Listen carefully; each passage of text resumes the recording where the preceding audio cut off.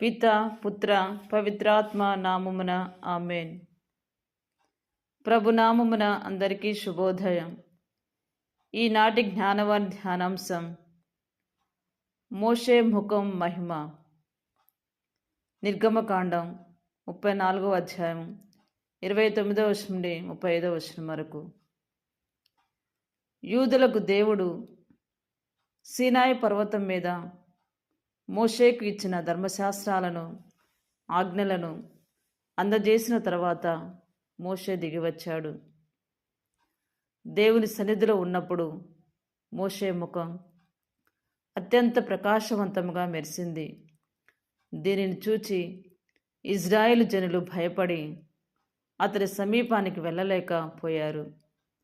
దీనిని గ్రహించిన మోషే తన ముఖం మీద ఒక గుడ్డను కప్పి తర్వాత జనులతో మాట్లాడాడు. అనంతరం దేవుడిచ్చిన ధర్మశాస్త్రాలు, ఆజ్ఞలను మోషే ఇజ్రాయేలు జనులకు బోధించాడు. ఈ సంఘటన ద్వారా దేవుని సన్నిధిలో ఉండడం యొక్క పరిశుద్ధతను, భక్తిని తెలుసుకోవచ్చు. దేవుని సన్నిధిలో ఉన్నప్పుడు మనము కూడా మార్పు చెందుతాము. మన జీవితంలో కూడా వెలుగు ప్రకాశిస్తుంది. అయితే ఈ ప్రకాశవంతమైన వెలుగు మన చుట్టూ ఉన్న వారిని భయపెట్టకూడదు. మనం మన జీవితంలో దేవుని ప్రేమను ప్రసారం చేయాలి. మన చుట్టూ ఉన్న వారికి మార్గదర్శకులుగా ఉండాలి. మోషే తన ముఖం మీద గుడ్డను కప్పినట్లుగా మనము కూడా మన బలహీనతలను అదుపులో ఉంచుకోవాలి. దేవుని సన్నిధిలో మనం పొందిన జ్ఞానాన్ని, ప్రేమను మన చుట్టూ ఉన్న వారితో పంచుకోవాలి.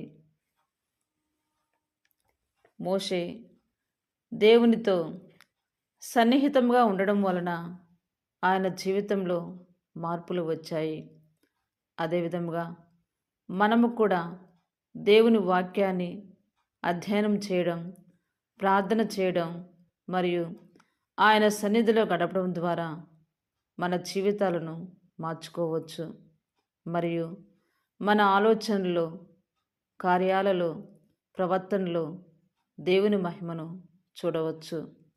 అటువంటి గొప్ప అనుగ్రహాన్ని దయచేయమని ఈనాటి ధ్యానాంశం ద్వారా దేవాది దేవుణ్ణి అర్థించుదాం, ప్రార్థించుదాం.